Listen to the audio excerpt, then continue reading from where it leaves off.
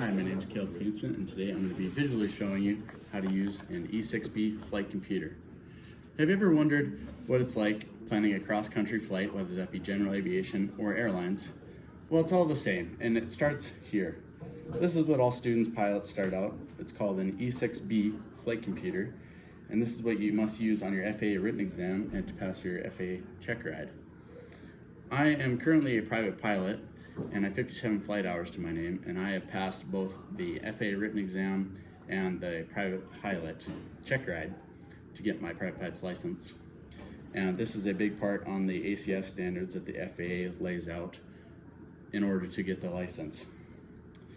I'm saying this to you because whether you're a pilot in training trying to get your private pilot certificate, or you're just someone that maybe think it's interesting and you might want to do it in the future. So I'm just kind of showing you what I know from my training on how to use one. So what we're going to do is we're going to start out on this side. This side you find your wind direction and your ground speed, or excuse me, your wind correction angle. So you want to start the slider down at roughly 100 right here, and you simply follow the directions up here. So it says set the wind direction under the true index, which in this case is 240 degrees. So we set 240 degrees under the true index. And then it says mark your wind velocity up from the center point, which in this case is 12 knots. So mark that with a pencil, and then turn it to our true course heading, which is 268 in this case. And then you want to set your mark down to your true airspeed, which is 97 knots in airspeed, right there. So now we found both our wind correction angle and our ground speed. So if we go back up to the board here, it's about -4, because if you go to the left, you have to subtract from your true course. If you go to the right, you have to add to your true course. So it's roughly about -4 degrees here. So if we -4 from that, we get 264 degrees as our true heading. And if we go back here and read under the center point here, our ground speed would be about 87 knots in airspeed. So our ground speed is 87 knots.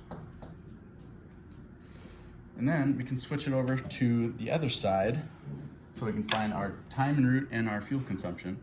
So if we go here, we want to set our rate right here to our ground speed, which is 87 right there. This also has a nice little cheater fraction reference thing that you can use to put into your calculation. So we set our rate at our ground speed.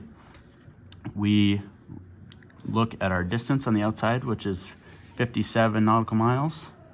So we go to 57, and it would take about just under 40 minutes for the total leg. So the time en route is 40 minutes. And you can also use this to find fuel consumption for your flight. So you'd want to, I don't have a POH on me right now, but there's a table that you look in there, and you have to look under your true airspeed, your altitude, and it'll tell you your hourly consumption. So in this example, I'm just going to use 6.9 gallons an hour.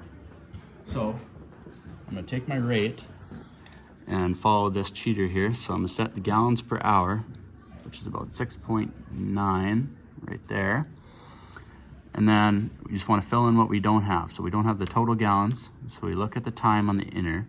So the time's about 40 minutes. Let's go to 40, go across. It's about 4.6 gallons.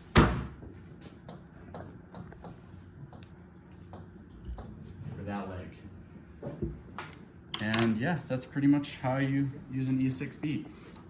It's important to learn how to do this because every pilot must start out by learning how to use one of these, and you have to use it to pass your FAA written exam and your FAA check ride.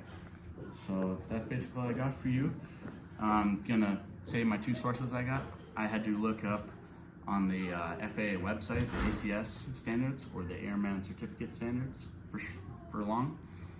And I also had to look on the ASA website, which is where this E6B is made, and I had to verify my information so I wasn't spreading misinformation for you guys.